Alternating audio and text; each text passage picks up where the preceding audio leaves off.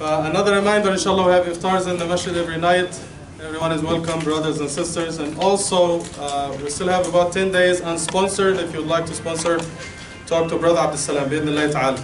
So over the last couple of days, we have been talking about one of the qualities of Allah subhanahu wa ta'ala, Al-Alim, the all-knowing or the most knowledgeable. So today, inshallah, we'll talk about our knowledge compared to Allah subhanahu wa ta'ala. We know that we learn something every day. I'm not talking about individuals, I'm talking about civilizations and communities. 30 years ago, we had the landline phones. Then we had the cell phones. You remember in the 1990s, I remember the first phone I got was in college, and it was Nokia, and it was as big as a shoe. Then the phone started to get smaller and smaller and smaller. So we started to learn and improve. When we started to build bridges a long time ago and pave roads and highways and stuff, we didn't know that steel expands in the summer and they shrink in the winter. So you see all the cracks and stuff. So we started to learn and we leave gaps between the steel so when it expands the roads don't crack. So we learn a lot of things. So there is a beautiful ayah in Surah Nahl. Subhanallah, I love this ayah. Allah subhanahu wa ta'ala says, وَاللَّهُ أَخْرَجَكُم مِّن بُطُونِ أُمَّهَاتِكُمْ لَا تَعْلَمُونَ شَيْئًا لا تعلمون شيئا وجعل لكم السمع والأبصار والأفئدة. Allah subhanahu wa ta'ala brought you forth out of the wombs of your mothers while you know absolutely nothing. When you come out of the womb of your mothers, you don't know anything. Then Allah subhanahu wa ta'ala gave you the ability to see and learn with your eyes. He gave you the ability of hearing. You listen and you hear and you learn. وَأَفْئِدَةً, intellect. So you read, you look around, you listen to things, and you process the information and you learn. And if anyone here who is learning something new, a language like Arabic, Turkish, Urdu, Somali, usually we do it the wrong way, and this is why we never learn. And it becomes very difficult, especially when you start at an older age. You have to do it like kids. What we do basically, we start by reading and writing, then listening and speaking is the last thing we do. Kids do it the other way. They hear first from their parents and those around them, then they start to speak, then reading and writing is the last thing. SubhanAllah, this is why learning a language is very easy for them. And SubhanAllah, in our case, we do it the opposite way, upside down. It becomes very difficult for us. I remember there was an Egyptian brother. He moved to New York in the 1980s and he stayed there and he couldn't learn English because he was doing it the wrong way. So he gave up. Okay, I'm not going to be able to learn English. So he moved to a new apartment and there was like a guard, someone who's sitting in front, bawab yani, is sitting in front of the building. And this brother, he came from work one day, something like this, food. So he came one day and there was a wedding in the building. So he asked the guard in Arabic, Egyptian Arabic, وَمِن بِيْقَوِز, who is getting married? So the guy was an African American guy who didn't speak Arabic and he said, don't know, like, why do you care? So, okay, he said, don't know, okay, no problem. And he left. The next day there was a janazah in the building. So the same Egyptian brother came and he told the guy, huwa min mat? So the guy said, don't know. So the Egyptian brother said, subhanallah, don't know died? He just got married yesterday. He saw don't know was his name. So if you want to learn, do it like kids, right? They listen, then they speak, reading and writing. And Allah subhanahu wa ta'ala, according to this ayah, He gave us several capacities and abilities to learn, like hearing, like sight, and intellect. So we have to use these capacities to learn. And this is why, subhanAllah, little kids, they like to explore. And this is why disasters happen. As soon as they are able to walk, they are up the stairs, they fall down. They stand on chairs, they fall down. They find a needle or something, or a nail, they put it in the electric socket, all the time. They get electrocuted. Nothing but disaster. It is not because they are evil, they like to explore and learn. And they grow a little bit older, they start to ask questions. Like, Dad, Mom, who created this phone? You say, oh, this guy from China. Who created the guy from China? You say, Allah. Who created Allah? So they are very logical and they ask questions, right? And they ask you, Mom and Dad, where did I come from? And if you are a traditional parent, then it's a big disaster for you. The mother will pass out if you ask her this question, and the dad, these questions in my house, get out. Things of that sort. Right? But you have to explain to them. And subhanAllah, we studied these things at Al-Azhar in fiqh. And Allah talks about the creation of humanity in the Quran and says, Wallahu anbatakum min al-ardi nabata. In Surah Nuh, Allah brought you forth just like He brought forth the plants. So you grow like a plant, tiny plant from a seed on the earth. Then you grow older, you blossom, you have flowers. Then you produce seeds and so on and so forth. So it's a metaphor, but it's a way of explaining. So I remember there's this story, this kid came from school one day and he said, to his mom, where did we come from? Because he didn't know. He wanted to learn, like, where did we come from? Like I see the chick, they come out of the egg, it hatches and the chick comes out, the seed, the plant comes out. Like, where did we come from? And the mother could not explain, right? She was a traditional mother, she couldn't explain. She said, honey, we just got some sugar from the kitchen, we put it under the carpet, and in the morning we found you. So this is how she explained. So the kid is very smart.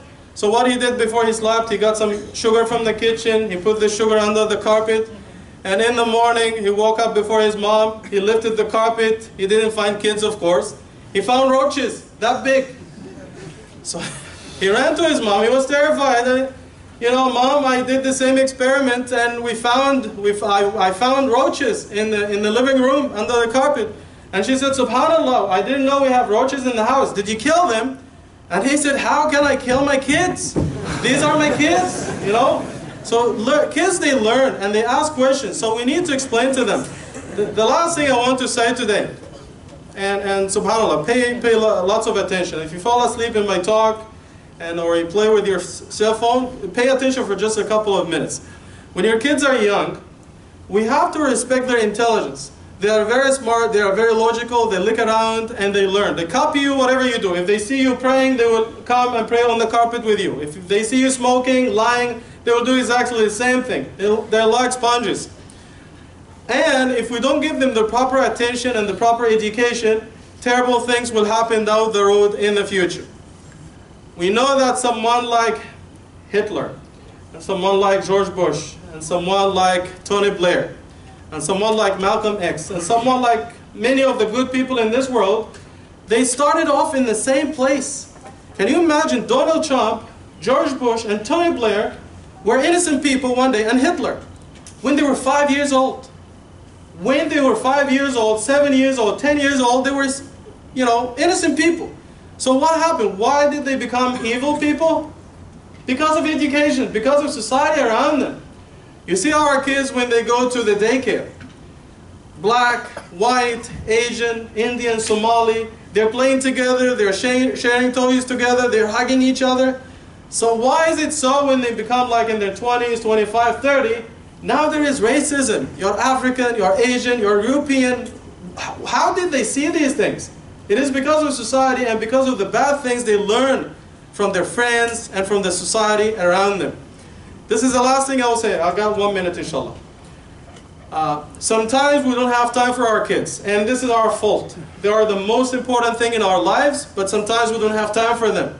And the easiest thing you can do to your kids is to just give them a laptop, and you leave them alone in this big ocean of the internet to do whatever they want without any supervision. So they just give you some free time so you can go to the movies with your wife, you go for shopping with your family. They just get out of your face. And this is a big problem. And I keep telling people you can't give your kids more than 1 hour of laptop on the internet, and you have to have some supervision. If you give your kids an iPad or a computer and you leave them on your own, this is just like leaving your kids in the park at 2 a.m. in the morning without supervision. This is a big ocean, and there's good and there's evil. And they keep watching movies and cartoons, and they play video games. And as I mentioned in one of the khutbahs, there are some serious issues, aqidah issues and problems with watching some of those cartoons like Disney, Pixar, all of them. Some are good, but most are bad. I'll give you one example. Tinkerbell. Little kids, little girls, they know this movie. I've seen one of those episodes, and in one of them, Tinkerbell was telling her fellow fairies, her friends, okay, let's go around, and it has been snowing for a long time. Let's bring about spring, flowers, fruits, and good weather, and someone didn't have a kid, so let's send a stork with a baby. So if they bring about spring, if they bring about fruits, if they give babies to parents and so on and so forth, what is the job of Allah? So if the fairies are doing this, what is Rabbil Alameen doing? So the kids are confused at a young age. And also violence. Most of these movies, starting from Tom and Jerry, hitting each other with like a baseball club, shooting each other with guns, stabbing each other with knives. What do our kids learn? So those who watch these types of cartoons, and the Roadrunner and the Coyote, this is what the explosions all the time, this is what happens. So all these kids who watch these movies and they play these games, the more people you shoot, the more points you get. This is what you get from the games. And I challenge any parent, have you ever seen a video game that tells you if you help a blind person cross the road, you'll get a point? If you give a homeless person some food, you'll get a point? It doesn't exist. It's all about shooting and killing people. And they say that the kids who watch these cartoons and they play these games, they are 80% more likely to be violent than those who don't, right? So you need to pay attention to these things. And also, these movies and these cartoons, they make you sympathize with evil people. Like all the kids here in this room, and all the little sisters in the back who watch, for example, Tangled, Rapunzel. I've seen the movie before. This guy, Flynn Rider, he's a thief. Tug, chor, hisses, liss. The guy's a thief, and everyone loves him. And every time he was in trouble, the officers were about to catch him, everyone was making dua, Ya Allah, save him. He's a thief. What are you talking about? Right? So we need to pay attention to what our kids are watching because they learn. And then when they grow older, they will carry these false ideas with them as they grow older, inshallah. So please make sure your kids learn the right things. And if something bad happens because you were not paying attention or you didn't have time for them, just blame yourself. Wallahu a'lam. So don't hate me because I love you. I just wanted to open your eyes. Jazakallah khair. The question from last night, in Surah Hud, it says that the family of Nuh alayhi salam will be saved. How come 2 ayat after his son drowned? In the same ayah that says his family will be saved, it says the believers in his family. It doesn't say everyone, just the believers. So, and this is why his son drowned, because he was not a believer. So it's common sense. There is no contradiction here. And the winner is Nada Abdul Mawla. Where is she? Yeah, she is in the back. Sorry, Jazakallah. I told you. Yeah, this is his brother, her brother. Jazakallah khair. Another question, her brother is getting the prize. Jazakallah khair. Takbir. The question for tonight. In Surah Baqarah, it says Allah subhanahu wa ta'ala is telling Banu Israel, وَأَنِّي فَضَّلْتُكُمْ عَلَى الْعَالَمِينَ. You are the best, you are the finest ummah. But how come in Surah Al-Imran, Allah subhanahu wa ta'ala is telling Muslims, كُنْتُمْ خَيْرَ أُمَّةٍ أُخْرِجَتْ لِلنَّاسِ. You are the best ummah that has ever been produced to humanity. So is it Bani Israel or this ummah? How do you explain this? So if you know the answer, email me before tomorrow Asr at Mustafa at Anatolia Center.ca. Jazakallah khair.